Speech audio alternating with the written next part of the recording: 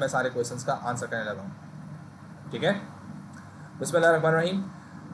Unit 3 AS business, और जो curies हैं उसके बारे में हम आंसर करना शुरू करते हैं। फर्स्ट थिंग क्वेश्चंस हैं, पहले क्वेश्चंस डिस्कस करते हैं, साथ साथ जो टॉपिक्स हैं वो भी डिस्कस करते हैं। First question is discuss the view that setting of effective marketing objectives is most important factor for the successful launch of new women football team, soccer team.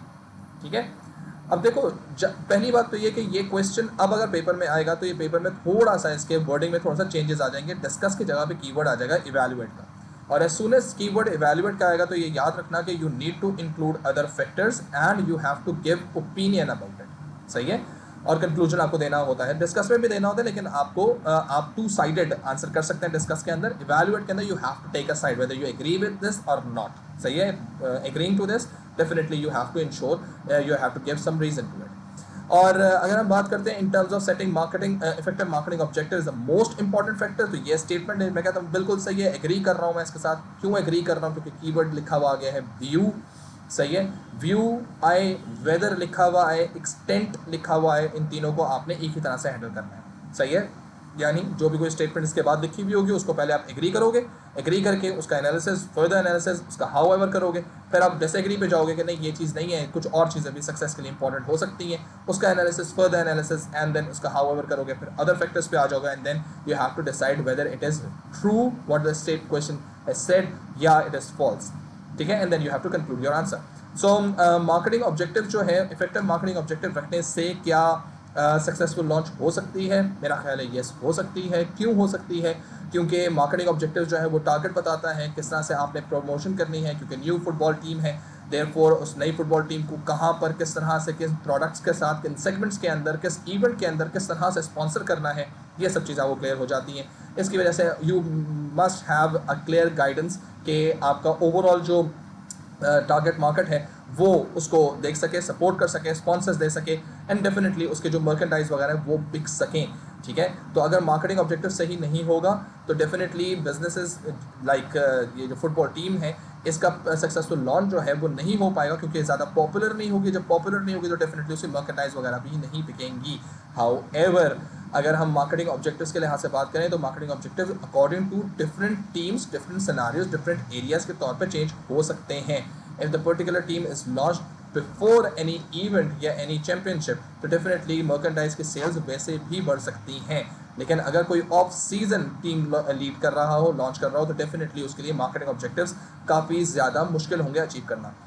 On the contrary, successful launch does not only depend on effective marketing objectives, basically depend on how much good administration the particular team have, the players, the trained people, the trainers and the particular events जितने में उसमें जाके performance देकर आते हैं। So definitely these are all the factors that contribute in the success of launching या in order to have a successful soccer जो आपका क्लब हो सकता है, टीम हो सकती है। जो फैक्टर्स मेरे जहन में इसमें क्लिक कर रहे हैं basically how much budget do they have, how much time do they have. Newly teams अगर से वो अकेली है तो definitely it's going to be very easy for the marketing department to make them self different. लेकिन अगर एक से ज़्यादा टीम्स इंट्रोड्यूस हो रही हैं उस वक्त तो how to understand, how to give the understanding that why your team is better than the other upcoming new teams। मेरा ये ख्याल है कि in terms of objective के लिहाज से अगर मैं certain agreement के तहत से बात करूँ तो marketing objective definitely इतना important नहीं है। बाकी फैक्टर्स जो हैं I think they are more important, क्योंकि मार्केटिंग करने के बाद अगर आप डेफिनेटली टूर्नामेंट्स में और टीम्स में अगर आप मैचेस नहीं जीत पाएंगे तो डेफिनेटली आपकी प्रमोशन ज़ाया हो जाएगी। Importance of marketing when promoting a brand, branding असल में जो है ये कंपनी की प्रोडक्ट्स जो होती है उसकी पर्सनैलिटी डेवलप करने को ब्रांडिंग कहा जाता है, कि हर प्रोडक्ट की कोई ना कोई पर्सनैलिटी होती है। क्यों? इसका क्या फ़ायदा होता है? क्योंकि हर प्रोडक्ट अपने लिहाज से सर्टन पर्सनैलिटी लगता है, सर्टन सेगमेंट सेट करता है, सर्टन कैरेक्टरिस्टिक्स रखता है और सर्टन किस्म के लोग उसको ख़रीदते हैं। अगर आप ब्रांडिंग नहीं करोगे, अगर आप उसके लिहाज से एक सर्टन पर्सनैलिटी अटैच नहीं करोगे तो कंज्यूमर विल बी कंफ्यूज कि किस तरह के लोग खरीदते हैं। So they can not associate themselves with the product. Number two, as soon as you basically brand your product, you basically become different from the other existing products. So definitely companies के लिए ये फ़ायदा हो जाता है to ensure कि जो customer इनको ख़रीद रहा है या जिस तरह से कंपटीशन जो है मार्केट के अंदर एक सर्टन गैप डेवलप कर रहा है, तो वो गैप डेवलप करने वाली चीज़ जो होती है वो डेफिनेटली आपकी ब्रांड में नज़र आनी शुरू हो जाती है। और that gap is can easily be then used as value addition or can easily be used as the chances of higher prices. On the contrary अगर हम बात करें ब्रांडिंग के अंदर, तो डेफिनेटली हम लोग ब्रांडिंग के अंदर आमतौर पर सेलिब्रिटी इंडोर्समेंट को बहुत ज़्यादा इस्तेमाल करते हैं और स्पॉन्सरशिप्स को बहुत ज़्यादा इस्तेमाल करते हैं. This is basically how you are using some other celebrities, brand loyal customers and some other brand loyal customer to view your product and to create the connection of their product and your product, so that they can you can get the transference of customers from one brand to another. So this is basically how branding is done. Again, branding is very expensive and sometimes आपका product बहुत ज़्यादा different ना हो, वाकई market के demand के लिहाज से आप कोई एक्स्ट्रा ऑर्डिनरी चीज़ ना कर रहे हो, definitely branding is not going to help you out. सही है. Benefits of to a business of product portfolio analysis.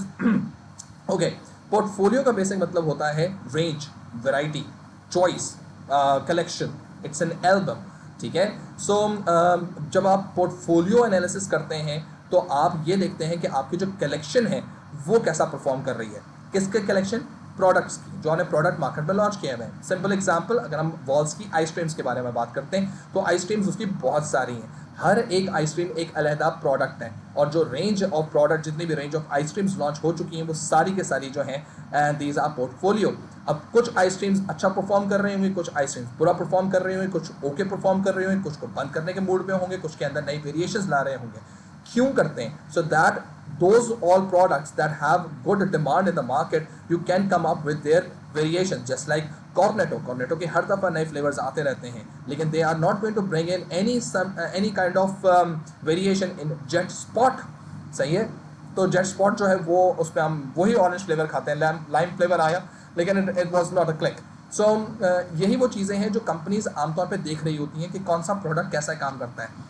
Definitely portfolio analysis से फ़ायदा ये होता है कि हर प्रोडक्ट को जब लॉन्च किया जाता है तो उसको फेलियर के लिए लॉन्च नहीं किया जाता, उसकी प्रोग्रेस भी चेक की जाती है.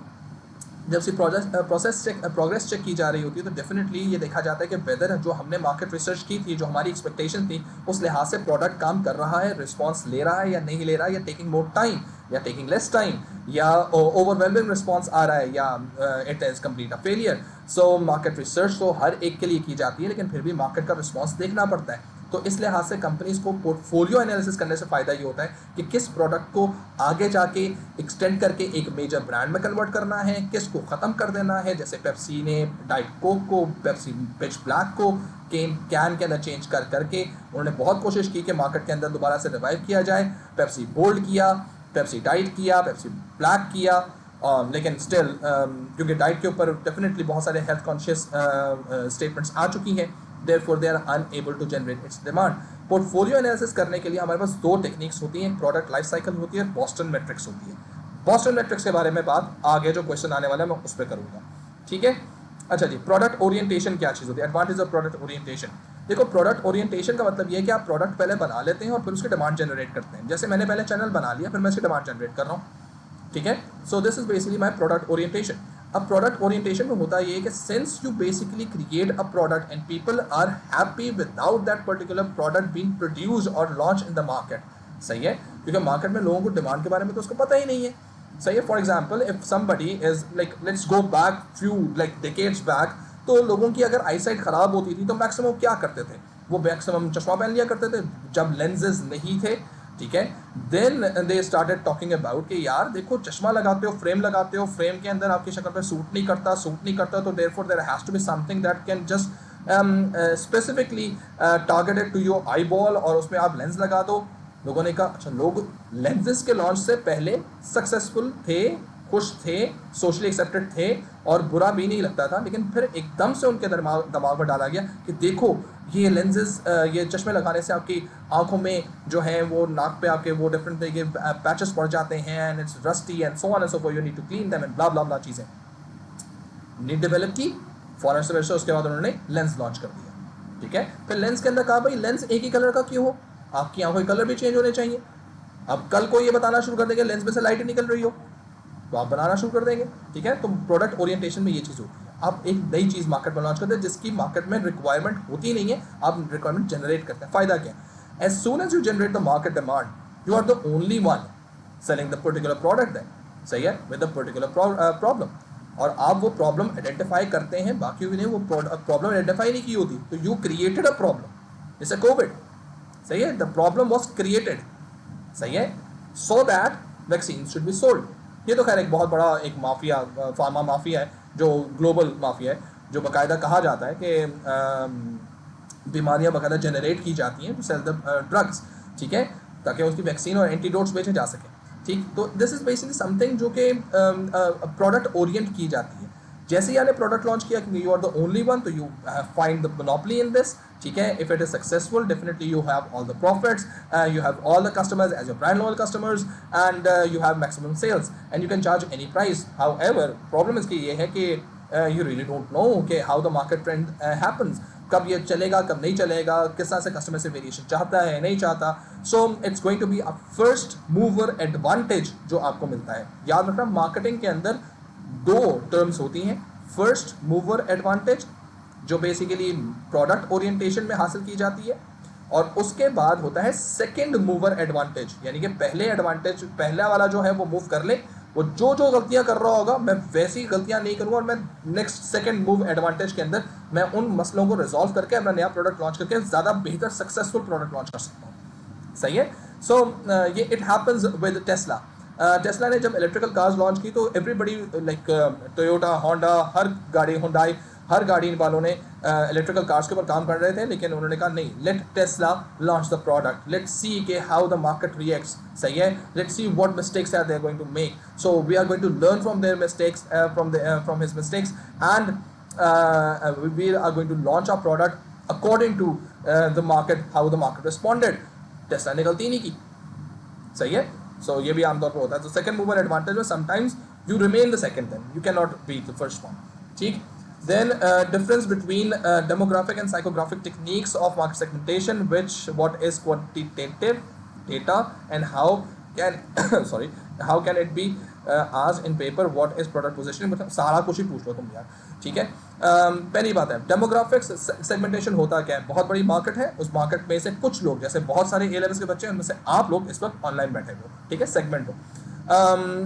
ये डेमोग्राफिक्स एज आती है, जेंडर आती है, रेस आती है, रिलीजन आता है, आपका क्या कह सकते हैं, हैबिट्स आती हैं, आपके ऑक्यूपेशन आता है, सही है, और इस तरह की चीज़ें जो हैं ये आपके डेमोग्राफिक्स में होती है, जो पर्सनल एट्रीब्यूट्स के तौर पे इस्तेमाल की जा सकती हैं, ठीक है। साइकोग्राफिक टेक्निक्स जो होती हैं ये बेसिकली आपकी इनकम लेवल के लिहाज से बात की जाती है, आपके स्टेटस के लिहाज से बात की जाती है, और आपके जो हैबिट्स वगैरह, जो ऑक्यूपेशन, इसको कह सकते हैं कि आप लिविंग स्टैंडर्ड के लिहाज से जो है हम इसकी बात करते हैं। फॉर एग्जांपल अगर मैं बात करूँ आइसक्रीम्स खाने के लिहाज से, तो मैं डेफिनेटली कह सकता हूँ कि ठीक है, मैं जाके वॉल्स आइसक्रीम खा लूँगा, या मैक्सिमम थोड़ी सी महंगी आइसक्रीम खानी है तो बास्किन रॉबिन खा लूँगा, या किसी को इंप्रेस करना होगा तो मोवन पे खा लूँगा।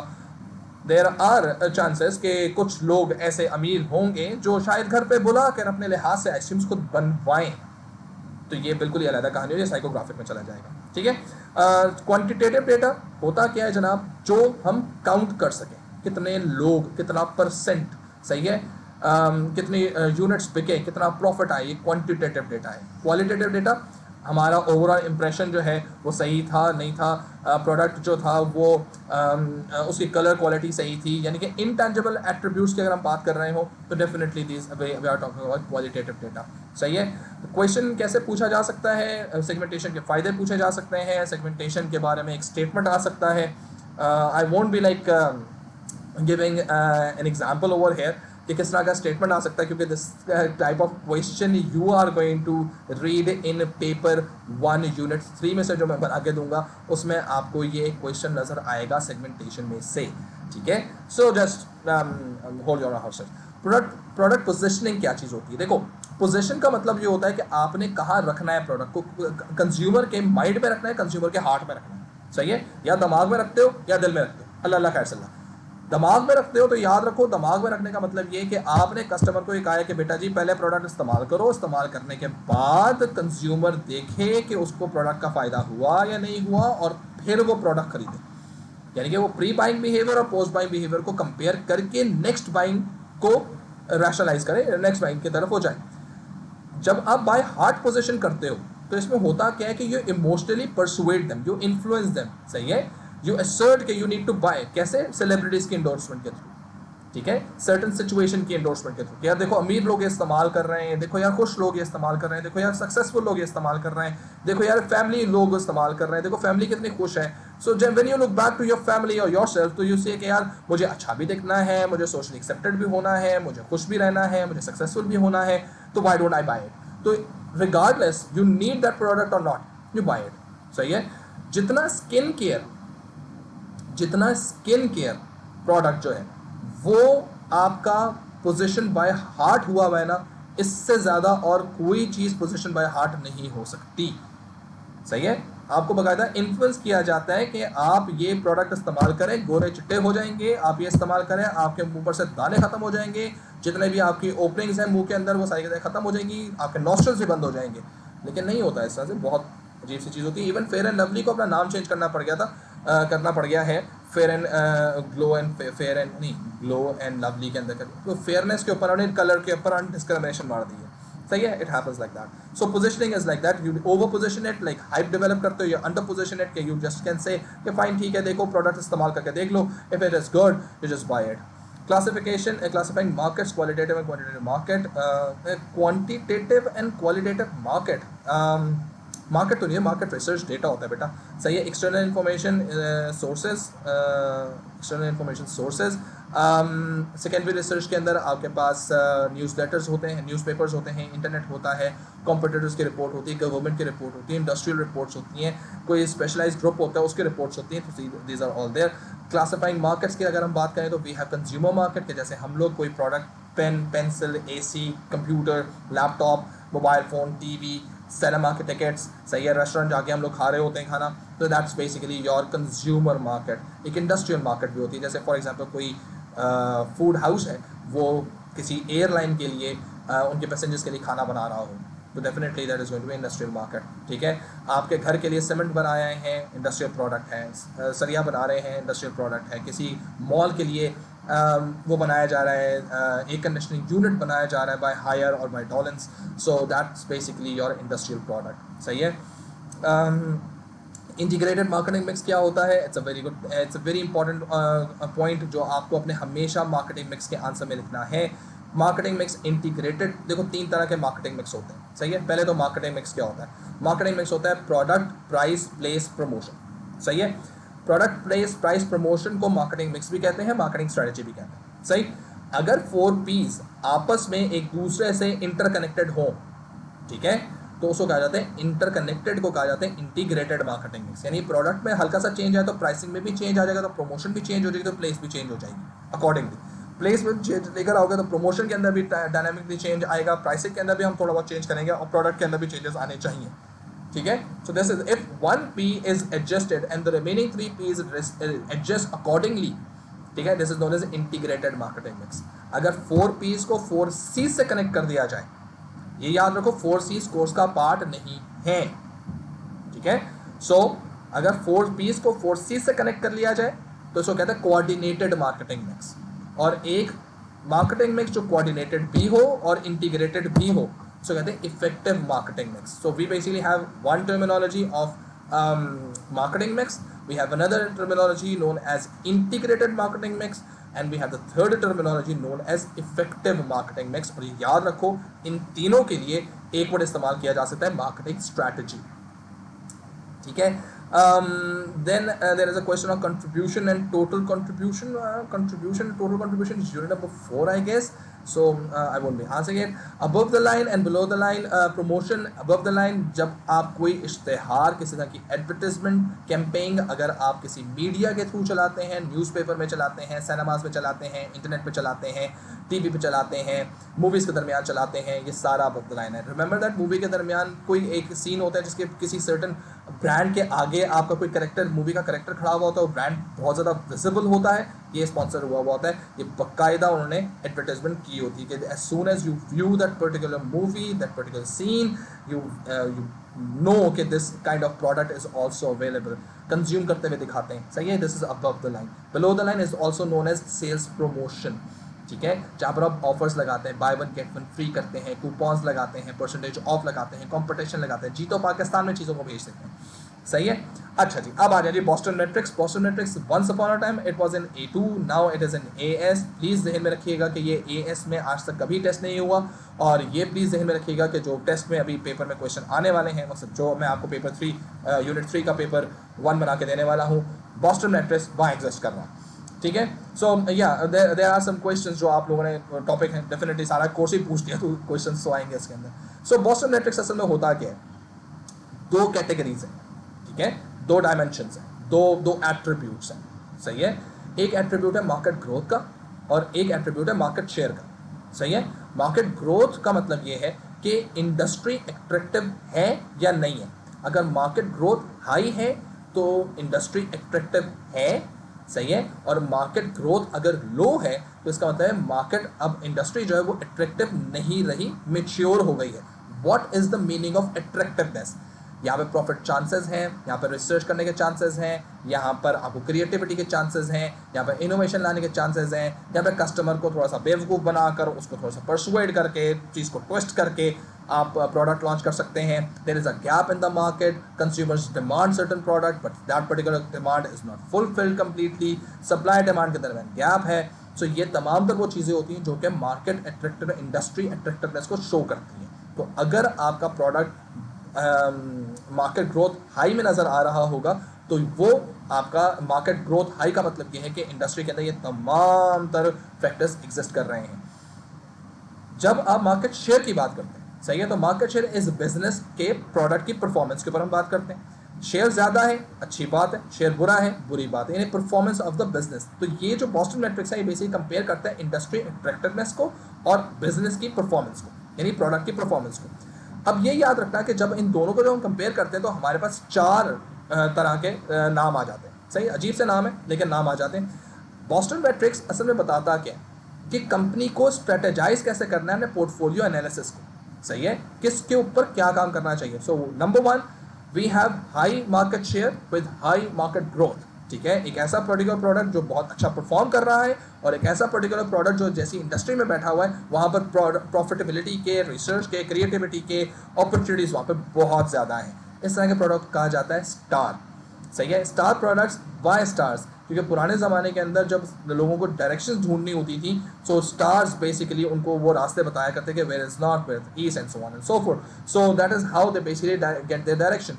एग्जैक्टली वही कॉन्सेप्ट जो है वो यहाँ पर स्टार्स के साथ इस्तेमाल किया गया है, क्योंकि स्टार्स जो हैं they glow, they basically direct the business कि आपका बिजनेस कहाँ जाएगा। ये प्रोडक्ट्स होते हैं जो कि लाइमलाइट में रहते हैं। लाइमलाइट का मतलब है they are being the basic focus point of the company's portfolio, सही है। जैसे पेप्सी इंटरनेशनल के लिए पेप्सी ड्रिंक जो है वो उनकी स्टार प्रोडक्ट है, ठीक है। वो हर जगह पे जब भी कभी स्पॉन्सर हो रही होगी तो वही स्पॉन्सर हो रही होगी, जब भी कभी किसी जगह पे आपको एडवर्टाइजमेंट चलाना होगा तो इसी के बिहाफ पे चलेगा, ठीक है। नेक्स्ट कम हमारे पास एक ऐसा प्रोडक्ट होता है जिसकी मार्केट शेयर तो ज़्यादा होता है लेकिन ग्रोथ ज़्यादा नहीं होती, उसकी मार्केट की ग्रोथ ज़्यादा नहीं होती, यानी अब वो मार्केट मेच्योर हो चुकी है। यानी ये प्रोडक्ट जो अब हम इस कैटेगरी में बात करेंगे, ये वंस अपॉन अ टाइम जब मार्केट में ग्रोथ हुआ करती थी तो ये स्टार हुआ करता था। याद रखो, कंपनी की बुरी परफॉर्मेंस से शेयर तो लूज हो सकता है, यानी कि you have the control over your market share, लेकिन ग्रोथ पे आपका कोई कंट्रोल नहीं है। ग्रोथ आपको बगैर बताए खुद ही मेच्योर हो जाएगी, सही है। सो इंडस्ट्री, क्योंकि इंडस्ट्री का पूरा फॉर एग्जाम्पल एकदम से लोग कहना शुरू कर देंगे यार हमें फ्रंट कैमरा नहीं चाहिए, सही है। एज सून एज दे से तो मार्केट ग्रो हो गई, अब फ्रंट कैमरे की जरूरत नहीं, सिंपल एज दैट, ठीक है। तो यही वो चीज़ है। तो जैसे कोई प्रोडक्ट आपका हाई मार्केट शेयर के साथ लो मार्केट ग्रोथ के अंदर होता है उसको कैश काउ कहते हैं। इसका काम है ये पैसे कमा के देता है, सही है। जितनी ज़्यादा कैश काउज आपके पास होंगी उतना ज़्यादा आपका कैश रेवेन्यू जनरेट हो रहा होगा, उतना ज़्यादा प्रॉफिटेबिलिटी होगी। कंपनीज अपने पोर्टफोलियो के अंदर बहुत सारे कैश काउज रखती है, वो 1 या 2 स्टार रखती है, बहुत सारे कैश काउज रखती है, क्योंकि स्टार बहुत ज़्यादा प्रॉफिटेबल होता है, बहुत ज़्यादा एक्सपेंसिव टू रन होता है, क्योंकि हर दफ़ा उसको स्पॉन्सर करने की ज़रूरत होती है। डेफिनेटली अगर आपके पोर्टफोलियो में 1 से ज़्यादा स्टार है तो प्लीज़ इस चीज़ को इंश्योर करना है कि आपका दोनों सेगमेंट डिफरेंट में एग्जिस्ट कर रहे हों, यानी कि दोनों स्टार्स डिफरेंट सेगमेंट्स में एग्जिस्ट कर रहे हों। एक सेगमेंट में मल्टीपल कैश काउज एग्जिस्ट कर सकती हैं, ठीक है। देन कम्स हमारा एक तरह का फ्लॉप प्रोडक्ट या एक तरह का कह सकते हैं कि a new product known as problem child या क्वेश्चन मार्क। यहाँ पर मार्केट अट्रैक्टिवनेस बहुत ज़्यादा हाई होती है, यानी मार्केट ग्रोथ बहुत हाई होती है, लेकिन हमारे प्रोडक्ट की सेल्स ज़्यादा नहीं होती। ठीक है, यानी प्रोडक्ट लॉन्च किया जाता है लेकिन प्रोडक्ट की उतनी सेल्स अभी हुई नहीं है, तो आमतौर पर कंसिडर किया जाता है कि एक नया प्रोडक्ट है। सही है, जब कभी भी नया प्रोडक्ट लॉन्च किया जाएगा ना, तो पोर्टफोलियो के अंदर, बॉस्टन मैट्रिक्स के अंदर वो प्रॉब्लम चाइल्ड में नजर आएगा। ये मुसलसल अपने आप से कहता रहता है कि प्लीज़ मुझे रीस्ट्रेटेजाइज कर दो, प्लीज़ मुझे पोजीशन सही तरह से कर लो, प्लीज़ मुझ पर थोड़े से पैसे इन्वेस्ट करो, I have the potential and I can get you good money. No doubt problem childs also are profitable. सही है, लेकिन they can become stars. Fourth category is your dogs. ठीक है, और ये वो कैटेगरी है जहां पर आपका मार्केट शेयर जो था वो भी लो है और मार्केट ग्रोथ भी लो है। एक तरह का फ्लॉप आइडिया होगा ये, क्योंकि you tried your best but the market got mature, and since market got mature, definitely you are now unable to grow your market share and there is no attractiveness in the market, so you basically divest, बेच देते हैं, पैसा जमा करते हैं, पैसा जमा करके वो हम प्रॉब्लम चाइल्ड में या स्टार्स में लगाते हैं। सही है, तो इससे हमारी पूरी स्ट्रैटेजी जो है वो पूरी डेवलप होती है। कंफ्यूज अबाउट मार्केट ग्रोथ और मार्केट शेयर, मेरा ख्याल है मैंने डिस्कस कर लिया। ये main questions from 12 mark from chapter number 3, ये मेरे ख्याल से आप यूनिट नंबर 3 की बात कर रहे हैं। स्टे ट्यून्ड आराम, अभी पेपर नंबर 1 आने वाला है यूनिट 3 में से, you will get the idea कि कैसे अजीब किस्म के क्वेश्चन आ सकते हैं। How does business do price discrimination and its benefit. देखो, price discrimination, buy 1 for 100 rupees, buy 2 exactly same thing for 190 rupees. ठीक है, ये क्यों किया जाता है? सो दैट कंपनीज जो हैं वो अपने एक की जगह पे 2 प्रोडक्ट बेच सकें। Again positioning by heart, not by mind. सही है, लोगों को ये कंफ्यूज करना कि यार आपने एक स्वेटर लेना है, आपने एक पेयर ऑफ सॉक्स लेना है, आपने एक टी शर्ट लेनी है, आपने एक स्पेक्टिकल्स लेने हैं, आपने एक मोबाइल फ़ोन का कवर लेना है, वो क्या करेगा? लेकिन आप एक कवर ले रहे हो, दूसरा कवर, एक कवर लेते हो 500 का, दूसरा कवर ले लो आप, साथ पैक ऑफ 2 ले लो। पैक ऑफ 2 जैसे लिया, दोनों सेम चीज़ें हैं, कलर थोड़ा सा डिफरेंट है, एक 400 का, एक 500 का, टोटल 900 रुपीज़ दो। तो साइकोलॉजिकली आपके जेहन में जो इक्वेशन बनती है वो आपको 1000 रुपीज़ की मिलती है, लेकिन आपको 100 रुपये का डिस्काउंट मिल रहा है। So instead of buying 1 you buy 2। So पहला बेनिफिट डिस्क्रिमिनेशन का ये है कि you basically increase your sales. Number 2 चीज़ ये कि कंपनी जो है प्राइस डिस्क्रिमिनेशन इसलिए भी कर सकती है कि वो डिफरेंट सेगमेंट्स के अंदर वो प्रोडक्ट को बेच रही होती है। सेम प्रोडक्ट डिफरेंट सेगमेंट्स में बेचती है, तो डिफरेंट सेगमेंट्स के लिहाज से डिफरेंट तरीके की उनको रिक्वायरमेंट हो सकती है। फॉर एग्जांपल कोई एयरलाइन है तो वो डिफरेंट टिकट्स बेचती है, टॉडलर्स का अलहदा होता है, एडल्ट्स का अलहदा होता है, 112 का अलहदा होता है, बिजनेस क्लास अलहदा होती है, विद मील इकॉनमी अलहदा होती है, विदाउट मील इकॉनमी की जहाज़ अलहदा, टिकट्स अलहदा होती है। सेम जहाज़ होता है, सेम टाइम पे होता है, सेम डेस्टिनेशन पे होता है, लेकिन फैसिलिटीज़ डिफरेंट है, तो टिकट की प्राइस भी डिफरेंट होती है। तो that is how they can attract more customers. Number 3 most important तरीन फ़ायदा इसका क्या है? कंपनीज कैन ईजिली अंडरस्टैंड, जिन लोगों ने इकोनॉमिक्स पढ़ी हुई है उन लोगों को मेरी बात समझ आएगी। They basically use to cover consumer surplus. Convenience दोगे, ईज दोगे, लोग एक्स्ट्रा पैसा देने को तैयार हैं। For example, you can go to your shop and purchase something for 500 rupees, but they offer you कि आपको घर पर डिलीवर कर देंगे, but they are going to charge 25 rupees extra. So basically they are selling you the same product extra 25 rupees पर। सही है, convenience लेकर आ गए, प्राइस डिस्क्रिमिनेशन हो गई। ठीक है, देन मेरा ख्याल है मैं बॉस्टन मैट्रिक्स समझा चुका हूँ, above the line below the line बता चुका हूँ। tangible and intangible attributes, tangible attributes is basically something that you can address and it's common for everyone. For example, color, the physical design, the hardware of anything. सही है, it's all there. For example, आप mobile phone की अगर हम बात करते हैं, mobile phone की जो ओवरऑल जो शेप है वो टेंजिबल है, जो स्क्रीन है वो टेंजिबल है, जो उसका कैमरा है वो आपके सामने नज़र आ रहा है, जो उसकी प्रोसेसिंग स्पीड है वो आपके सामने आ रही है। लेकिन how good their customer services are, सही है, उसकी पिक्चर क्वालिटी से आप कितना खुश हैं, उसकी साउंड क्वालिटी से आप कितना खुश हैं, उसके आपको बेस पसंद आ रही है नहीं आ रही है, उसके जो यूज़र इंटरफेस है वो कितना अच्छे तरीके से आपके लिए convenient, how easy it is for you कि आप उस पर काम कर सकते हैं। This is intangible attribute. ठीक है, याद रखो, टेंजिबल एट्रीब्यूट पे जब कभी भी आप अपने प्रोडक्ट को डिफ्रेंशिएट करेंगे, टेंजिबल एट्रीब्यूट पे जब कभी भी आप अपने प्रोडक्ट को डिफरेंशिएट करेंगे, आपके प्रोडक्ट की फौरन कॉपी हो जाएगी। लेकिन कभी अगर आपने इनटेंजिबल एट्रीब्यूट पे अपने प्रोडक्ट को डिफरेंशिएट किया, सही है, कॉपी होने में देर लगेगी। सही है, ये याद रखना। Sir will you check the papers we send to you? या मुझे बहुत सारे पेपर्स मिल रहे हैं, और बस रात को बंद करके जब मैं सुबह देखता हूँ तो I basically have to check like more than 120 papers. सही है, एक एक दो दो क्वेश्चन, तो ये 100-200 के करीब मेरा नंबर हमेशा ही जा रहा होता है, तो इट टेक्स टाइम डेफिनेटली।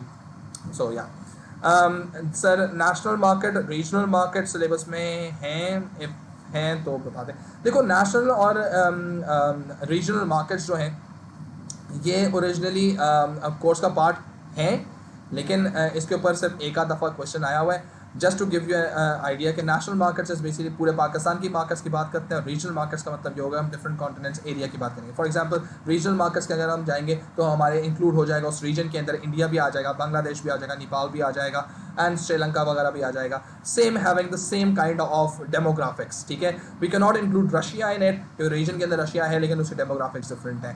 सही है, नेशनल का मतलब ये पाकिस्तान भर में प्रोडक्ट को बेचना।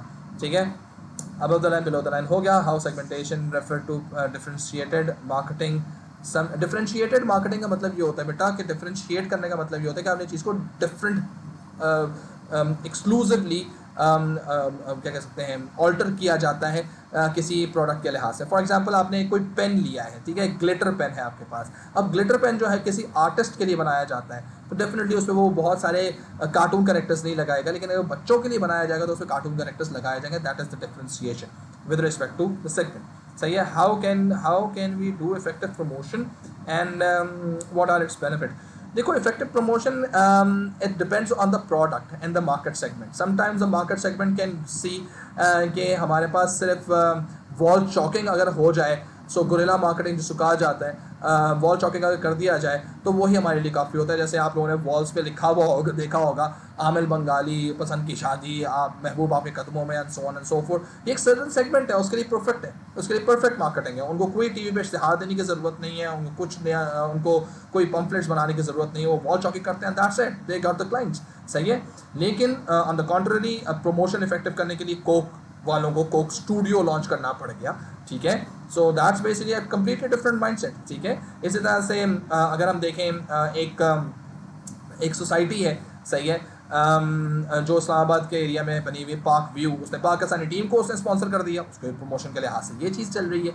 सो again the point is very simple, the product depends, product के ऊपर डिपेंड करता है कि what is the effective marketing. लेकिन ये याद रखो, how to check effective promotion, ये चेक करना इस kind of a thing, concept कैसे कैलकुलेट किया जाता है, ये A2 में है, promotion elasticity.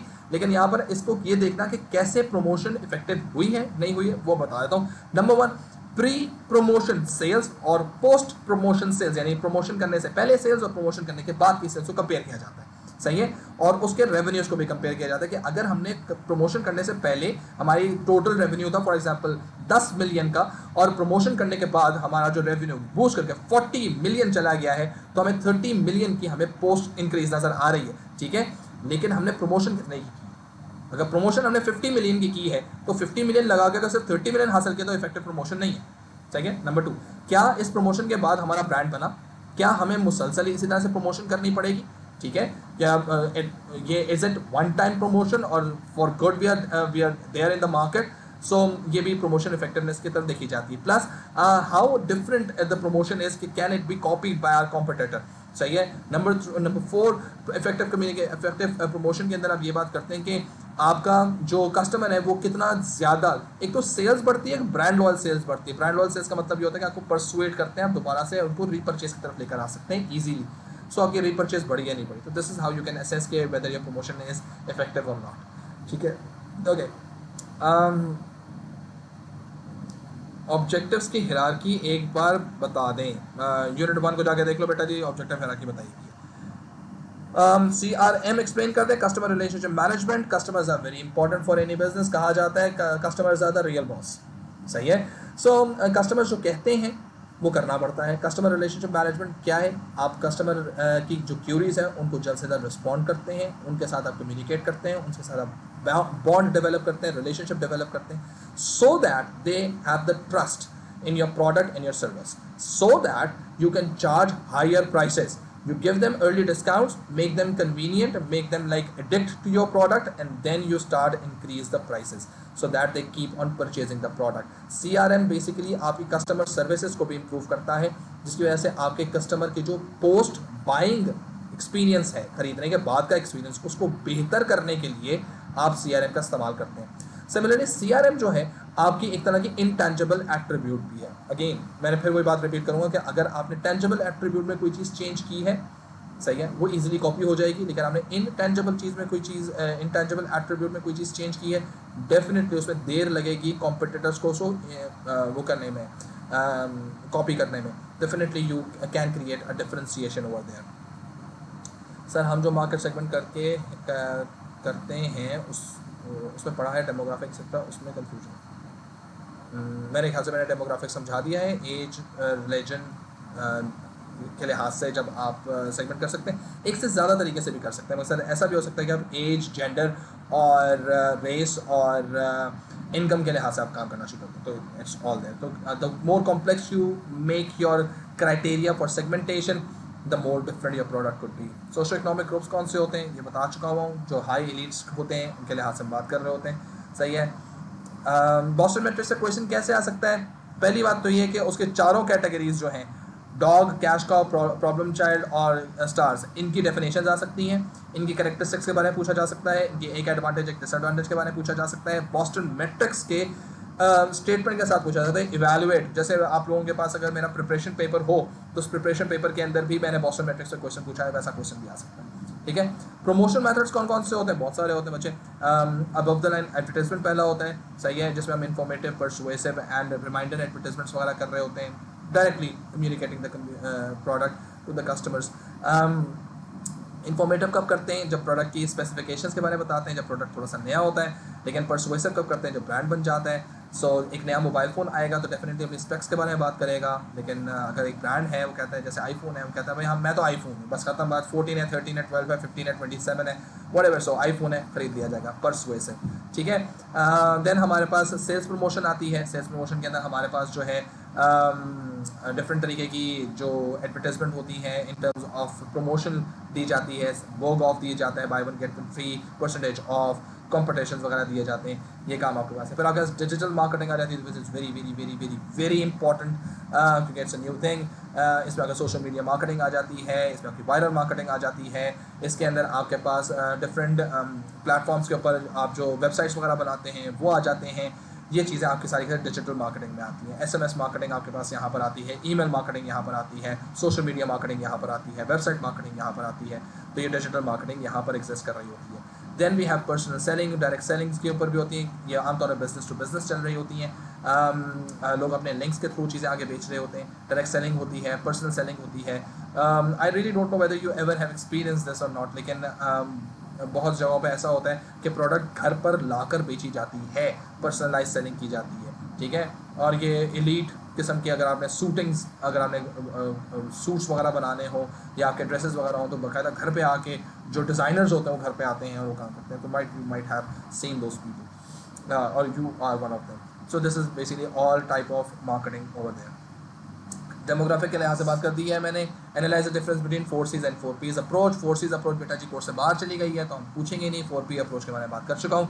Difference between markup pricing and cost plus pricing, difference between price discrimination, dynamic pricing, what is meant by search engine optimization. ये search engine optimization is your digital marketing, यानी कि आपने website के ऊपर कुछ ऐसे words लिखते हैं, कुछ ऐसे टैग्स लिखते हैं जिससे आप यू आर मोर सर्चेबल, सही है।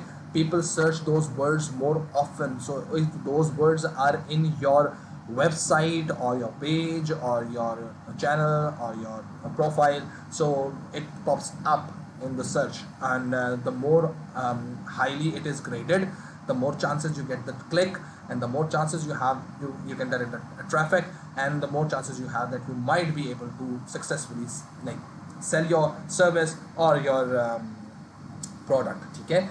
तो ये आपके पास सर्च इंजन ऑप्टिमाइजेशन होता है, कोर्सेज वगैरह होते हैं इसके, लेकिन लंबी कहानी है। अच्छा जी, डायनामिक प्राइसिंग क्या है? डायनामिक प्राइसिंग होता ये है कि जब आपके पास डिमांड ज़्यादा होती है तो प्राइसेस ज़्यादा कर दी जाती हैं, डिमांड कम होती है तो प्राइसेस कम कर दी जाती हैं। ये सीजनल प्रोडक्ट के साथ किया जाता है आमतौर पर, सही है। कॉस्ट प्लस प्राइसिंग क्या चीज़ होती है? कॉस्ट प्लस प्राइसिंग में आप बेसिकली आपकी फिक्स और वेरिएबल कॉस्ट को ऐड करके जो टोटल कॉस्ट होती है उस पर एक certain fix amount of profit add कर दिया जाता है।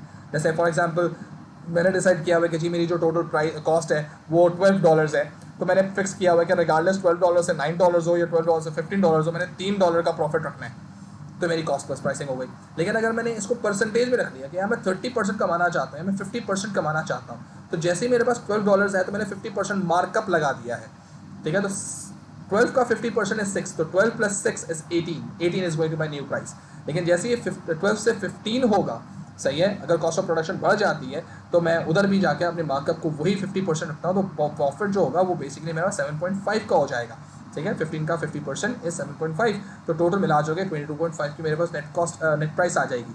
कम होगा, कॉस्ट कम होगी तो मेरा प्रॉफिट भी उतना ही रहेगा, सही है। मीनिंग अगर वो 12 रुपये से 9 रुपये हो जाती है तो 50% मैंने रखा हुआ है, तो बेसिकली 4.5 का मेरा प्रॉफिट मार्जिन, ठीक है। So this is basically how you can use markup pricing, cost plus pricing, dynamic pricing and other pricing strategies.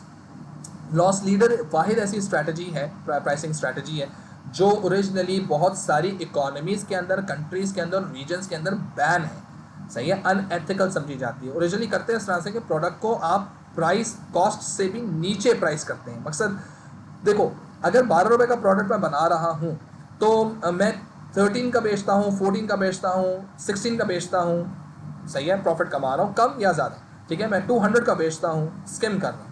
लेकिन अगर मैं 12 रुपये का बना रहा हूँ और मैं बेचता ही उसको 10 रुपये के ऊपर हूँ, तो 2 रुपये का लॉस कर रहा हूँ। ये लॉस क्यों किया जाता है? तो एलिमिनेट कंपटीशन, सही है। सो जैसे ही आप एलिमिनेट कंपटीशन करना शुरू करते हैं, पीपल और कंपनी जो है वो अपनी मोनोपोली पावर शो करने के लिए इसका इस्तेमाल करती है, ठीक है। So this is the reason by loss leader situation जो है वो बहुत सारी इकोनॉमीज और कंट्रीज के अंदर बैन है, क्योंकि originally you are not giving the consumer any benefit, सही है। आप अपने कस्टमर्स कंपटीशन को आप इसलिए एलिमिनेट नहीं कर रहे कि nobody can compete you in terms of quality, in terms of product attributes, in terms of satisfaction, in terms of CSR या CRM, किसी तरह से नहीं। You are just eliminating them by force, क्योंकि यू हैव रिजर्व्स, आप वो loss bear कर सकते हैं, your competitor can not, and that is the reason why you just want to eliminate them. This is the reason Y आमतौर पर companies जो हैं जब लॉस लीडर्स का कॉन्सेप्ट अप्लाई करना शुरू करती हैं तो गवर्नमेंट की तरफ से उनको नोटिस आ जाता है कि बेटा ऐसे नहीं हो रहा, ऐसे करो, ठीक है।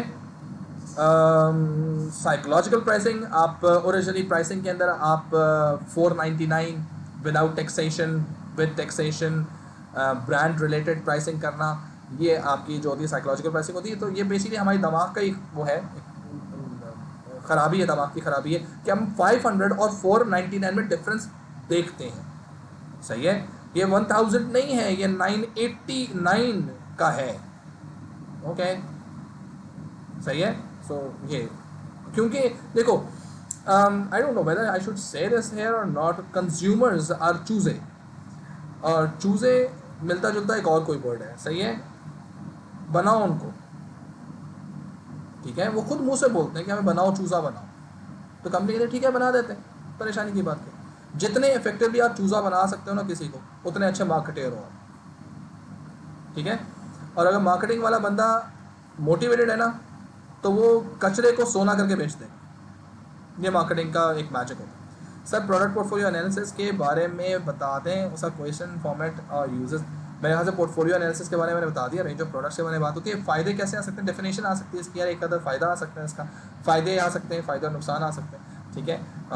इस तरह से why price decision is important. Pricing decision बेटा जी अगर सही नहीं हो, मैंने अभी जैसे बात की है, साइकोलॉजिकल इक्वेशंस है हमारे जहन में ना कि हाई प्राइस हाई क्वालिटी, लो प्राइस लो क्वालिटी, ठीक है। सो जब आप हाई प्राइस के साथ जाते हैं तो साइकोलॉजिकली बंदा जो है वो शायद थोड़ा सा इसको एलीट्स के तरफ लेके चला जाता है। याद रखो, प्राइसिंग को जस्टिफाई करने के लिए प्रमोशन की जाती है, सही है। प्रोडक्ट को इंट्रोड्यूस करवाने के लिए, उसको पॉपुलराइज करने के लिए भी मार्केटिंग प्रमोशन की जाती है, और प्राइस को जस्टिफाई करने के लिए भी की जाती है। क्यों? प्रॉब्लम छोटा सा है, सुबह आंख नहीं खुलती, सही है, या मैं जब मैं शू पहन रहा हूँ, जूता पहन रहा हूँ, तो मुझे लेस बंद करना जो है, लेसेस बांधना जो है, वो मेरे लिए थोड़ा सा टाइम टेकिंग, मतलब छोटा सा प्रॉब्लम है, सीख लो यार। नहीं, प्रमोशन करेगा पता है क्या, इसको एग्जैजरेट करेगा, इस छोटी सी प्रॉब्लम को वो इतना बड़ा बना देगा कि आपकी ज़िंदगी हिल जाएगी। मुझसे जूते के लेसेस नहीं बन रहे, OMG, सही है। और अब तो स्ट्रैप्स आने लाजमी हैं, मतलब स्ट्रैप्स होंगे, इजी टू वेयर होगा तो चीज़ हो सकती है। I need to come up with a clip on it. आप प्रोडक्ट ओरिएंटेशन करना शुरू कर देते हो क्योंकि आपने डिमांड इतनी ज़्यादा बढ़ा देते हो, सही है। आप इतना ज़्यादा प्रॉब्लम को इतना ज़्यादा एग्जैजरेट कर देते हो कि लोग कहते हैं यार ये इतनी सी प्रॉब्लम नहीं है, मेरा जीना मरना इसके साथ अटैच हो चुका हुआ है. When the particular problem is small, you cannot charge higher price. सही है. When the problem is big, humongous, huge, then definitely you can charge higher prices. और याद रखो, अगर प्राइस सही तरह से सेट नहीं करोगे ना, अच्छा वाला प्रोडक्ट लोगों की नज़र में ख़राब हो जाएगा.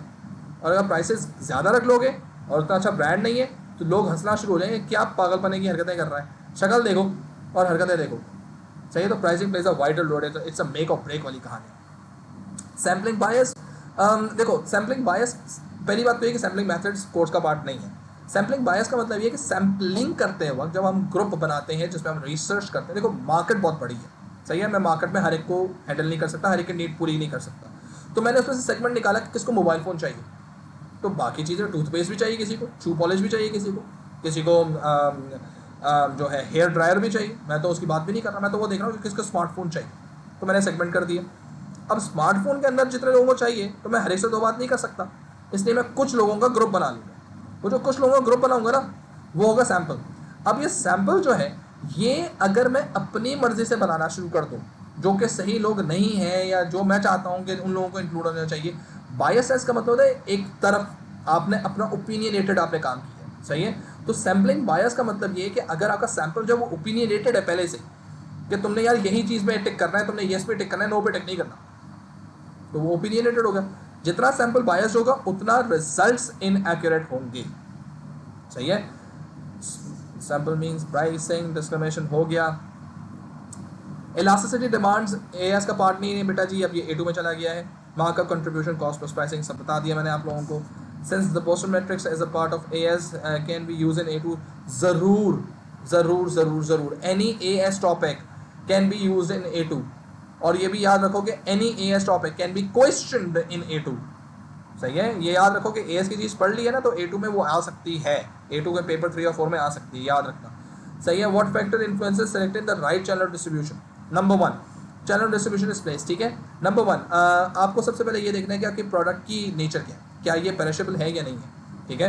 अगर पेरिशेबल है तो definitely you have to get the product very quickly to the consumer, so that अगर प्रोडक्ट ख़राब हो, एक्सपायर हो, एग्जॉस्ट हो, तो वो उसके शेल्फ में एग्जॉस्ट हो, हमारे शेल्फ में एग्जॉस्ट ना हो. सही है. नंबर 2, आपकी ओवरऑल चैनल डिस्ट्रीब्यूशन के अंदर कितने आपके एजेंट्स आ रहे हैं. रिमेंबर दैट जितने एजेंट्स आएंगे ना बीच में, मैन्युफैक्चरर और कंज्यूमर के दरमियान जितने भी एजेंट्स होंगे खरीद के आगे बेचने वाले, सही है, सप्लाई चेन जितनी लंबी होगी, याद रखना उतना डिलेड रिस्पांस मिलेगा आपको कस्टमर की तरफ से. कस्टमर को प्रोडक्ट के अंदर मसला हो गया, वो अपने एजेंट को बताएगा, एजेंट अपने एजेंट को बताएगा, वो करते करते आप तक जब इन्फॉर्मेशन पहुंचेगी उसका 50 दफा वो प्रोडक्ट मार्केट में बिक चुका होगा. So yes, very slow to correspond to it. Number 3, competition. Competition plays a vital role, क्योंकि अगर कॉम्पिटिशन के पास कम एजेंट्स हैं या वो अपनी वेबसाइट के थ्रू काम कर रहा है, उसकी अपनी दुकान है, तो फिर आपको भी दुकान खोलनी पड़ेगी. यही वो मसला है जिसकी वजह से जब गुल अहमद ने अपनी दुकान खोली आइडियाज़ के नाम से, तो उसने कस्टमर के पास पहुंच गया. ये मैंने एग्जांपल यूनिट 1 के अंदर फॉरवर्ड इंटीग्रेशन के अंदर भी दी थी, और यही चीज़ यहाँ पर भी आई. क्यों? वो मैन्युफैक्चरर भी है और वो रिटेलर भी है. रिटेलर बनने से फ़ायदा क्या हुआ कि फ़ौरन से कस्टमर उसके सामने खड़ा होता है और कस्टमर के रिस्पांस को देखने के बाद वो फ़ौरन फीडबैक दे सकता है अपनी मैन्युफैक्चरिंग को कि कौन सा डिमांड प्रिंट में है, कौन सा डिमांड प्रिंट में नहीं, कौन सा प्रिंट डिमांड में है, कौन सा प्रिंट डिमांड में नहीं है, क्या चीज़ में क्या मसला आ रहा है, सो ऑन एंड सो फोर्थ. ठीक है. नंबर 4, जितने भी आपके एजेंट्स बीच में ऐड इन होना शुरू हो जाते हैं, हर कोई अपना प्रॉफिट मार्जिन ज़रूर रखता है. सही है. अगर प्रॉफिट मार्जिन नहीं होगा तो वो काम नहीं करेगा, सक्सेसफुल काम नहीं करेगा. हर बिजनेस प्रॉफिटेबिलिटी के लिए आता है. सही है. अगर उसको वो मार्जिन नहीं मिलेंगे, वो सक्सेसफुल मार्केटिंग नहीं करेगा, वो सक्सेसफुली आपका प्रोडक्ट आगे नहीं बेचेगा, वो सेकेंडरी प्रोडक्ट समझ लेगा, उसको प्राइमरी प्रोडक्ट नहीं समझेगा, तो उतना फोकस नहीं रहेगा, तो उतनी मार्केटिंग नहीं करेगा, तो आपका प्रोडक्ट बन तो गया, बिकने के लिए प्रमोशन भी तो करनी है, वो तो प्रमोशन कर ही नहीं रहा, क्योंकि जो मार्जिन है वो इतना कम है कि उससे वो खुश ही नहीं होता. So this is basically these are the factors you need to understand before deciding the right distribution channel. सही है. Stratified sampling, quantitative qualitative data बता चुका हूँ बेटा. सही है. Stratified quota sampling, no more course का part, throw them in dustbin. सही है. Price elasticity, the whole thing about it. Mishra, मेरा ख्याल है आपको A2 का वेट करना पड़ेगा क्योंकि it's all in A2. Mean mod median पे इम्पोर्टेंस क्या है? देखो मीन मॉड मीडियन जो है ये डेफिनेटली आपके पास जो स्टैटिस्टिकल डेटा है उसके लिहाज से बात की जाती है। A average, B most repetitive, C central value. अब ये चीज़ें जो हैं ये आपके पास कब इस्तेमाल की जा सकती हैं, सेंट्रल वैल्यू कब इस्तेमाल की, जैसे फॉर एग्जांपल अगर मैं बात करता हूँ ना कि मैंने कि लोगों की प्रोडक्टिविटी चेक करनी है, ठीक है, तो मैं उनको प्रोडक्टिविटी भी चेक करूँगा। वो एक तरह का आई डोंट नो मैं कैसे इसको समझाऊँ, एक तरह का ग्राफ बना हुआ होता है, सही है। तो जो ग्राफ बना हुआ है वो स्क्यूड ग्राफ होता है, सही है। सो आप जहाँ पर भी स्केल कर रहे होते हैं, जब आप प्रोडक्टिविटी करते हैं, तो whether you are towards like highly productive person या लेस प्रोडक्टिव पर्सन, तो इस तरह से आप उसको स्क्यूनेस चेक कर रहे होते हैं, सही है। तो यहाँ पर आप प्रोडक्टिविटी चेक करने के लिए आप इनको इस्तेमाल कर सकते हैं। एंड डेफिनेटली आपका कोई शू मैन्युफैक्चरर है, आप किसी दुकान पे जाते हैं, कौन सा यूनिट ज़्यादा बिक रहा है, मोस्ट डिमांडेड है, तो वो आपको यहाँ पता चल जाता है। एवरेज में सेल्स कितनी हो रही है यार मार्केट के अंदर, तो वो ये इसमें आती है। तो ये मीन मॉड मीडियन, इस तरह से चीज़ें चलती हैं। सर टिप्स एंड ट्रिक्स बता दें पेपर अटेम्प्ट करने के। टिप्स एंड ट्रिक्स के अंदर सबसे पहली बात ये बेटा, नंबर 1 फजूल नहीं लिखना। नंबर 2 ये पता होना चाहिए कि इस क्वेश्चन का रिक्वायरमेंट यानी कि इस क्वेश्चन का बेसिक स्ट्रक्चर क्या है। नंबर 3 आपने टाइम से ज़्यादा नहीं कंज्यूम करना, यानी कि 2 मार्क का क्वेश्चन है, 2 मार्क का क्वेश्चन है 2 मिनट है, 3 मार्क का क्वेश्चन है 3 मिनट है, 5 मार्क का क्वेश्चन है 5 मिनट है, 8 मार्क का क्वेश्चन है 12 मिनट है, और 12 मार्क का क्वेश्चन है तो 18 मिनट्स है। अब टाइम बच जाएगा, रिविजिट करें, रिवाइज करें एंड देन इम्प्रोवाइज है, सही है। इम्प्रोवाइज करें अपने आंसर्स के अंदर, टाइम बचाने पहले कंप्लीट करके टाइम बचाने, सो दैट आपके पास वो आंसर को विजिट करके उसको रिवाइज करके उसको थोड़ा सा इन्हांस करने की आपके पास चॉइस हो। सिमिलरली एवरी आफ्टर पैराग्राफ, जब भी कभी आप कोई 5 मार्क वाला या आप कोई 8 मार्क वाला या 12 मार्क वाला क्वेश्चन पढ़ें, तो प्लीज़ हर पैराग्राफ के बाद read the question again so that you know what exactly the question is asking, ठीक है। नंबर 3 मोस्ट इंपॉर्टेंट तरीन चीज़, जब आप पेपर दे रहे हों, सही है, जब please please please please please ये मत सोचना कि आपको कितना कुछ आता है, सही है। ये देखो कि क्वेश्चन क्या पूछ रहा है। अगर क्वेश्चन ने कहा हुआ है कि यूजफुलनेस बताओ, फिर बस यूजफुलनेस बताओ, उससे ज़्यादा जाने की ज़रूरत नहीं है। क्वेश्चन ने कह दिया 1 तो फिर 1 ही बताओ, क्वेश्चन ने कहा 2 तो 2 ही बताओ, एक्स्ट्रा लिखने से कुछ नहीं नंबर मिलेगा। फजूल आंसर्स लंबे आंसर्स होते हैं, ये याद रखो। छोटे आंसर भी फजूल हो सकते हैं क्योंकि उनको क्वेश्चन के बारे में पता ही नहीं होता, लेकिन मैंने यही देखा है कि मेजॉरिटी ऑफ द टाइम्स जो लंबे आंसर्स होते हैं उन्होंने हर कुछ ही लिख दिया हो गया होता है। आप जब प्रैक्टिस करते हो ना, तो प्रैक्टिस करने में आप बड़े बड़े लंबे लंबे आंसर्स लिख सकते हो, सही है, क्योंकि टाइम ही टाइम है आप लोगों के पास। पेपर वाले लिखने में टाइम ही नहीं होना, कैसे कंसाइज करोगे? You have to be very particular about what is required, वो टाइम पे कर लो, इंशाल्लाह फाका होगा। Digital promotion factors measure the success of promotion, factors choice of promotion. मैं factors affecting choice of promotion के लिहाज से बात कर लूँ, आपके टारगेट ऑडियंस क्या है। नंबर 2 आपने क्या कम्युनिकेशन करना है, मैसेज कैसे कम्युनिकेट करना है। If you really want to talk about, you show the product, then you have to use some visual media.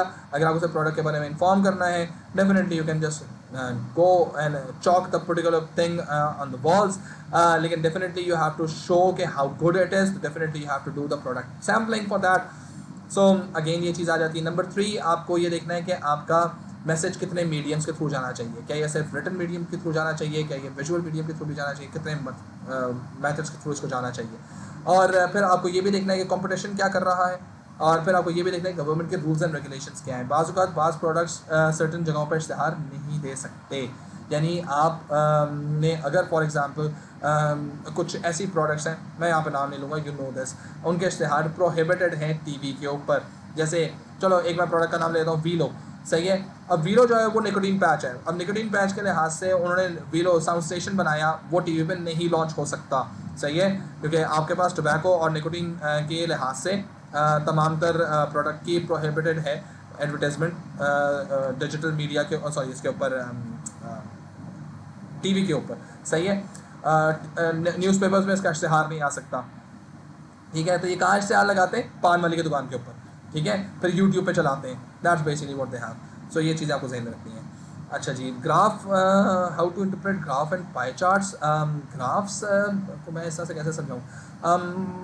देखो, पाई चार्ट्स तो परसेंटेजेस होती हैं, ठीक है। So it's all circle, the पूरा कंप्लीट सर्कल इज 360, सही है। उसमें जितने भी अंदर नंबर लिखे हुए होंगे, दीज नंबर्स आर परसेंटेजेस, ठीक है। और परसेंटेज वो पूरा का पूरा सर्कल जो होगा वो 360 एंगल का, यानी 100% होगा।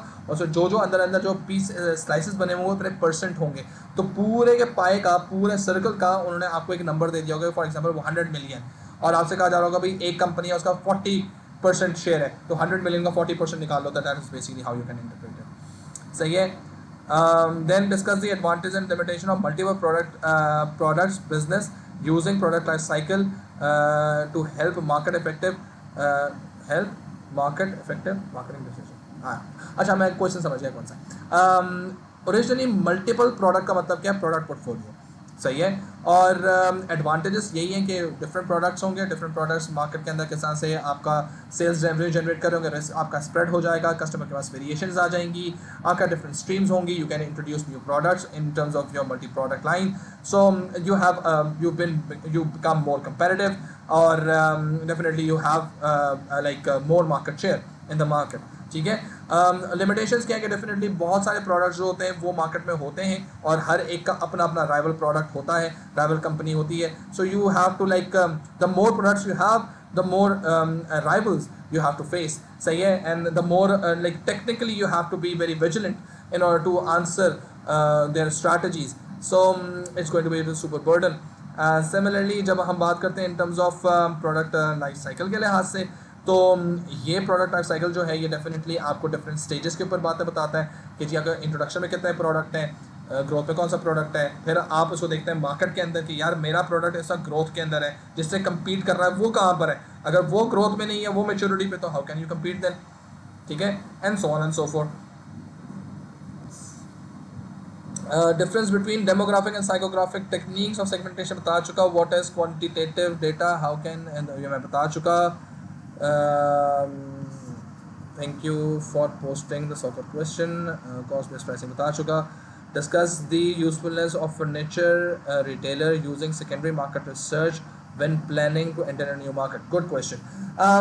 जब आप फर्नीचर रिटेलर हैं और आप सेकेंडरी रिसर्च लेते हैं, तो सेकेंडरी रिसर्च लेने से फ़ायदा क्या है? सेकेंडरी रिसर्च बेसिकली मार्केट की आपको नो हाउ बताती है कि मार्केट में हो क्या रहा है, what sort of competitors are there, what sort of furnitures are sold, who is buying that, what is their market price, how they are being promoted, what kind of like sales promotion they are offering, सही है। What sort of furniture is really in demand, ठीक है, when it is most demanded, and so on and so for. Just think कि Habitt is coming into the market, ठीक है, या Interwood is coming into the market, and या फिर you are going in direct competition with Interwood या मारियाओ, या आपका जो आपका हैबिट है उसके साथ आप लड़ाई करने के लिए जा रहे हैं हाउस होल्ड के लिहाज से। तो डेफिनेटली आपके या तो आपका सेकेंड हैंड नर्सरी की मार्केट एग्जिस्ट कर रही है, या आपके पास हैबिट एग्जिस्ट कर रहे हैं। तो अब ये चीज़ें जब हम बात कर रहे हैं कि जब हम नए मार्केट में एंटर होते हैं, तो we have to first find out what the competitors are doing. So market research जब सेकेंडरी करते हो, तो you just understand, you just get the idea like what is done, कितने अरसे से, what is the profit margin, what is the cost, how it is distributed, how much variations are available, like what sort of customer relationships are there, how you can add more value to a product, what is the product range। तो इस तरह की चीज़ें आपको सारी मिलनी शुरू होती हैं। Definitely it's going to be very easy for the business when they once they are planning के they want to enter in the new market. So इससे सब चीज़ें पता चल रही है, जिसकी वजह से व्हाट हैपन्स के चांसेस ऑफ एरर्स जो है वो डेफिनेटली रिलेटिवली कम हो जाते हैं, वेस्टेजेस कम हो जाती हैं, मिस डायरेक्टेड स्ट्रैटेजीज कम हो जाती हैं, well response to your marketing efforts is experience. और इसी तरह से जब आप एक अच्छी रिसर्च मार्केट में जाते हैं, so you have more chances to become a good brand.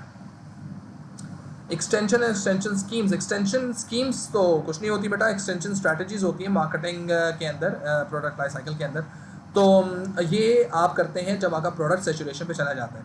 अब प्रोडक्ट है अगर मार्केटिंग के दौरान, अपने मार्केट के दौरान, अपनी प्रोग्रेस के दरमियान, लाइफ साइकिल के दौरान उसने अगर अच्छा परफॉर्म किया है, तो उसके लिए कंपनी ओपन कर देती है ऑप्शन एक्सटेंशन की। एक्सटेंशन कैसे कर सकते हैं? प्रोडक्ट में वेरिएशंस लेकर आ जाते हैं, डिफरेंट फ्लेवर्स लेकर आ जाते हैं, उसकी डिफरेंट पैकेजिंग चेंज कर देते हैं, उसकी प्राइसेस को थोड़ा सा कम कर देते हैं, उसके साथ कुछ नया इंडोर्समेंट डेवलप कर देते हैं, उसके साथ शायद उसको नई मार्केट पे इंट्रोड्यूस करवा देते हैं। सही है।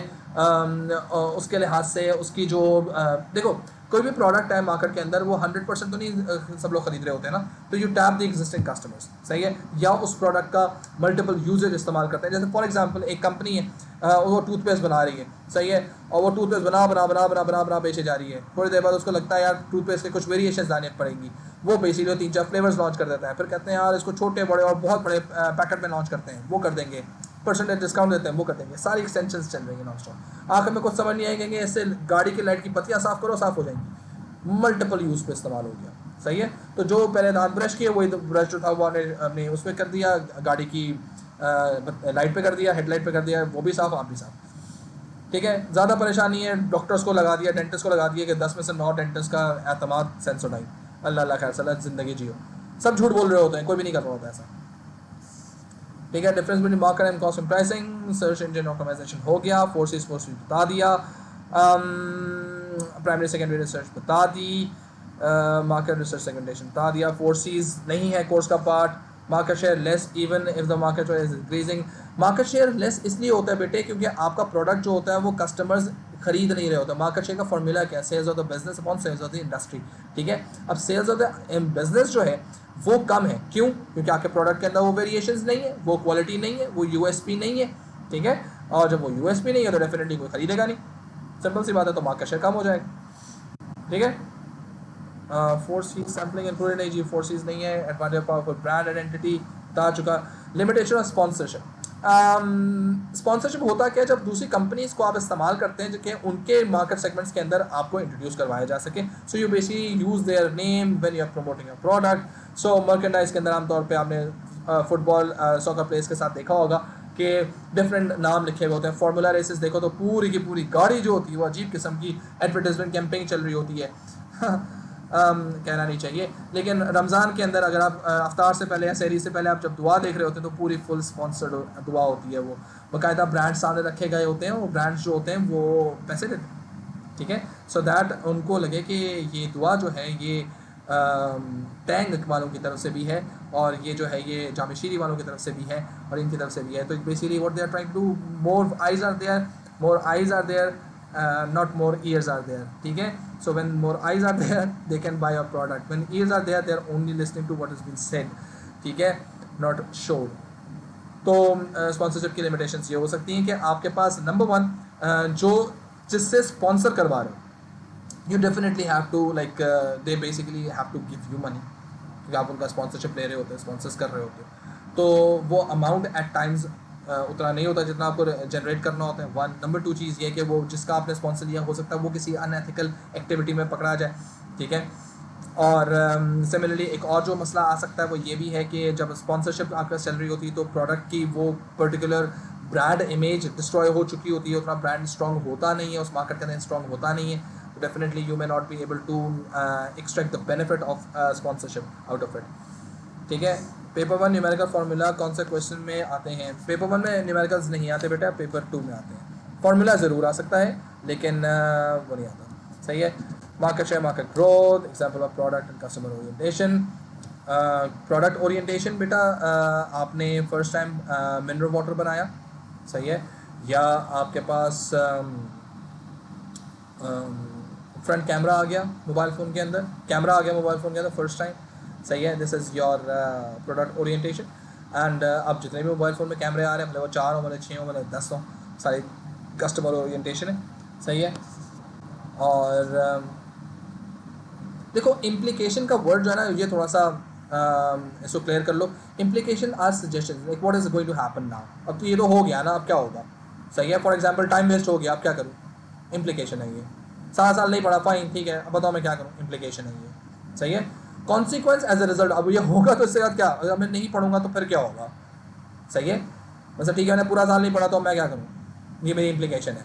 अब मैं अभी भी नहीं पढ़ता तो फिर क्या होगा, मेरा अब मैं कॉन्सिक्वेंसेस, अब रिजल्ट के ऊपर जो मुझे फेस करना है ना, जो रिजल्ट आएगा वो इम्प्लीकेशन है, और रिजल्ट पे जो मुझे फेस करना पड़ेगा वो मेरी कॉन्सिक्वेंसेस है। फिर सैक हो जाऊंगा, ये सारी चीज़ हो जाएगी। तो मेक श्योर ये कीवर्ड इम्प्लीकेशन का, ये कीवर्ड कॉन्सिक्वेंस का, ये इम्पैक्ट का, ये जो है ये वर्ड्स ज़्यादा इस्तेमाल होंगे। एडवांटेजेस डिसएडवांटेजेस वाले वर्ड्स रिलेटिवली कम इस्तेमाल होंगे, तो वो थोड़ा सा बढ़ रहा है।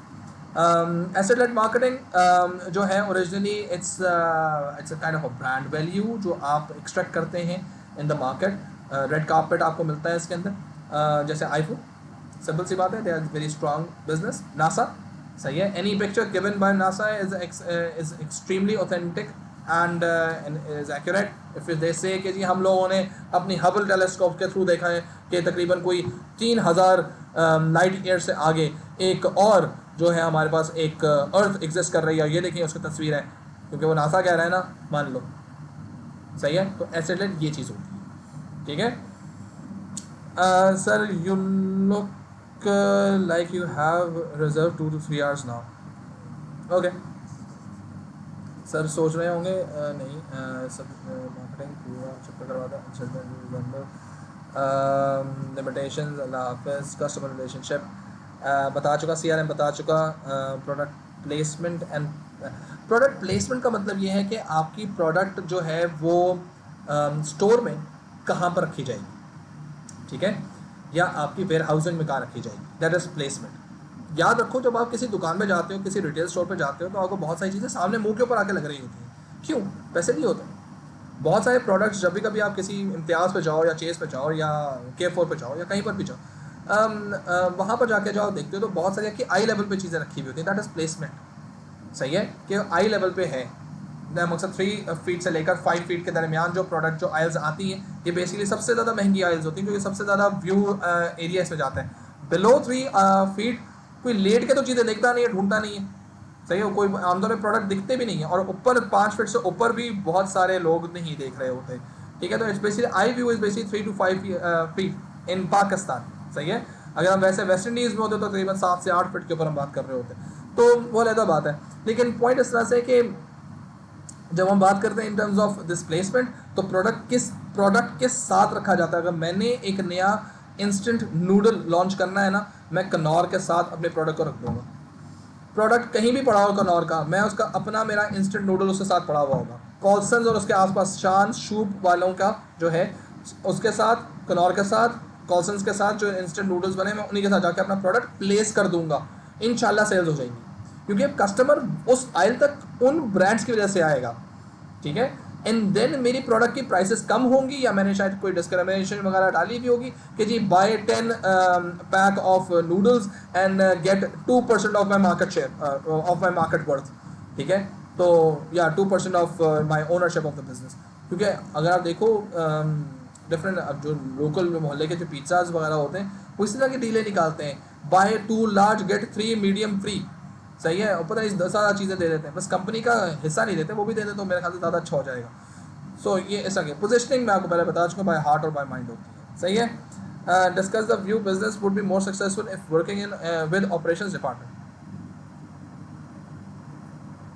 Discuss the view that business would be more successful if working with the operations department.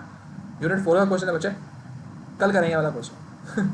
Digital marketing रहे सर, डिजिटल मार्केटिंग रहेगा। और एक सेकेंड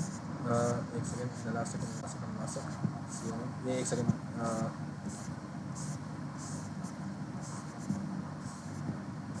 समथिंग हैज़ हैपेंड। एक सेकेंड रुक दो बच्चा जी, ये ज़रा क्वेश्चन थोड़ा सा ऊपर नीचे चले गए।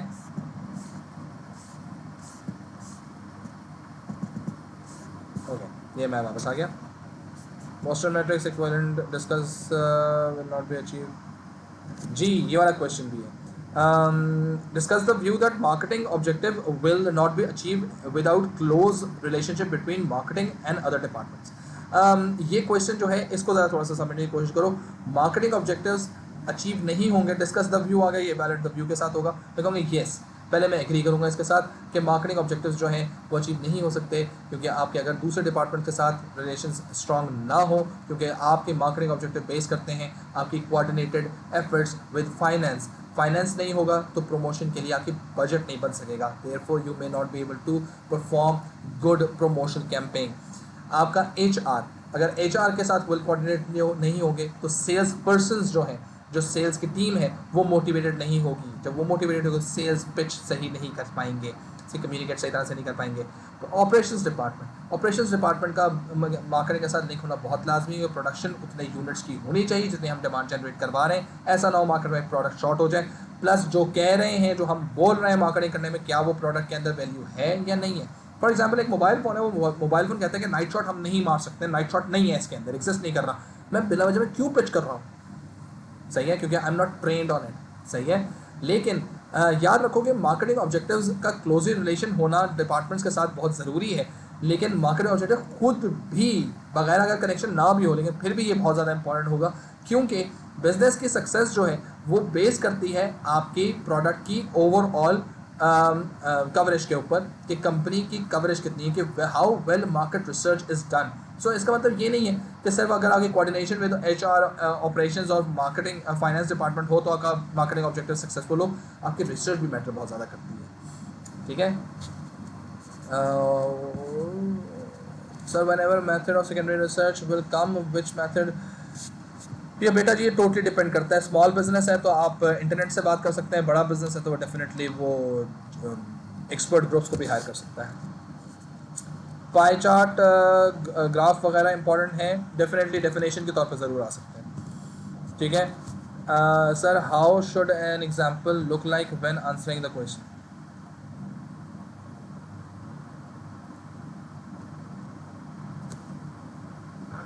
look like Muslim, you have to write like in your answer like I don't know how to answer this question,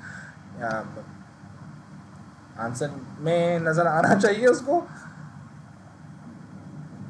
ouch, kindly explain details. Sir CRM में करवा चुका हूँ, those things are excluded included in the syllabus. What is guerrilla marketing, wall chalking, simple अल्फाज, graffitis वगैरह जितनी road side पे चलती हैं वो। सर प्रोडक्ट लाइफ साइकिल समझा दें।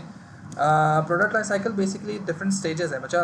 प्रोडक्ट जब लॉन्च होता है तो वो इंट्रोडक्शन स्टेज से ग्रोथ के बाद मैच्योरिटी के बाद saturation point, and then either the product है, if the product did well during its growth stage, expectation से ज़्यादा अच्छा करता है तो हम एक्सटेंशन स्ट्रेटजी ओपन कर देते हैं, अदरवाइज उसके लिए हम डिक्लाइन का दरवाज़ा खोल के उसको मार देते हैं। प्रोडक्ट लाइफ साइकिल की जो इवैल्यूएशन है वो ओरिजिनली उसकी बुराइयाँ हो सकती हैं। मकसद उसकी बुराइयों में सबसे पहली बात तो ये है कि product life cycle sometimes totally depend करता है सेल्स के ऊपर, और मार्केट जो है वो हो सकता है उतनी मैच्योर उस वक्त ना हुई हो, तो सेल्स हो सकता है थोड़ी देर बाद बढ़े। Number 2, sales forecasting product life cycle ये एज्यूम करता है कि जो कहा गया है ना, जैसे कहा गया है कि जी इंट्रोडक्शन होगी, फिर ग्रोथ होगा, फिर मैच्योरिटी होगी, फिर सैचुरेशन होगा, and so on and so fourth, ये प्रोडक्ट हर एक को इसी तरह से फॉलो करना चाहिए, जो कि ओरिजिनली ऐसा होता नहीं है। If you go and think about any tech product, सही technology, mobile phone, laptops, even movies, गाने, ड्रामे, वो पहले नहीं थे, कोई उनकी मार्केट नहीं होती, एकदम से शूट लगता है और एकदम से फिर गायब हो जाता, सही है। शज़ाम अभी आने वाली थी यार, शज़ाम आएगी, ब्लैक एडम्स आएगी, बैड आएगी, ब्ला ब्ला ब्ला ब्ला ब्ला, आई खत्म, ओके। तो देयर वाज नो सेल्स, एकदम से आई, there was a sales and then अल्लाह हाफ़िज़। USP एंड प्रोडक्ट डिफरेंशिएशन के बीच में क्वेश्चन, ओह शुक्र है किसी ने मुझसे पूछ लिया ये। USP बेसिकली बताता है ये है कि आपका प्रोडक्ट जो है वो किस तरह से डिफरेंट है, यूनिक है फ्रॉम इट्स कॉम्पिटिशन, सही है। Sometimes we go for different kind of packaging, we sometimes go with certain time of price reduction, sometimes we can say कि इसके अंदर ये खरीदोगे तो ये चीज़ इसको मिल जाएगी, tangible attribute पे जो हम बात करते हैं, सही है। प्रोडक्ट डिफरेंशिएशन intangible attributes पे होती है कि फॉर एग्जांपल मेरे पास ये मार्कर है, ठीक है, अब ये मार्कर जो है ये ज़्यादा, इसकी लाइफ ज़्यादा बड़ी है, ये इसकी टिप जो है वो it's not going to get destroyed even if you are going to hit against the wall, ठीक है। वाइप भी किया जा सकता है, ये वो टॉक्सिक इंक भी नहीं है, मतलब आप चाहो तो बच्चे के मुंह में दे दो उसको, तो कहो दांत साफ करना शुरू कर दो इससे, you can do a lot of things, ठीक है। So what I am doing, I am just, there is an ordinary marker and there is a different marker, सही है। So when I am talking about some kind of intangible attribute वाली कहानी, जिससे मेरा product range बढ़ जाएगा, वो product differentiation होती है, जिससे प्रोडक्ट रेंज नहीं बढ़ेगा वो USP होती है, सही है।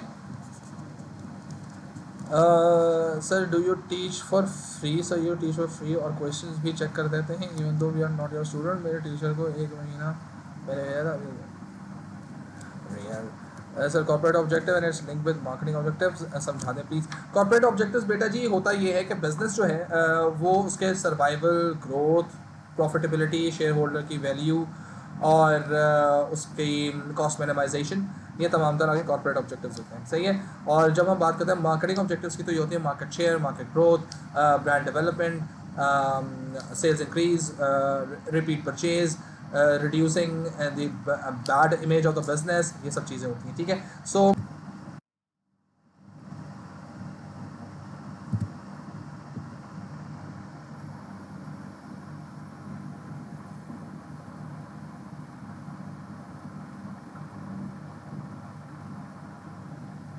okay, so again the same bad thing happened.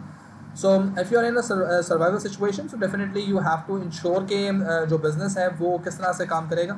so marketing के अंदर उसके objectives लिंक होना शुरू हो जाएंगे। अगर business का growth का objective है तो डेफिनेटली उसका कॉर्पोरेट ऑब्जेक्टिव ग्रोथ है तो डेफिनेटली वो प्रमोशन करने पे ज़्यादा काम करेगा, ब्रांड डेवलपमेंट पे ज़्यादा काम करेगा। अगर उसके कॉस्ट मिनिमाइजेशन है तो डेफिनेटली वो लोअर क्वालिटी की तरफ काम करेगा और देन कन्विंस करेगा कस्टमर को कि किसी तरह से प्रोडक्ट को रीपरचेज करना शुरू कर दे। So that's basically it. So guerrilla marketing बता चुका, loss leaders pros and cons बता चुका, e commerce anything happens online this is known as e commerce. A2 का यूनिट फ्रीक्वेंट तब होगा एड से बैक हो गया।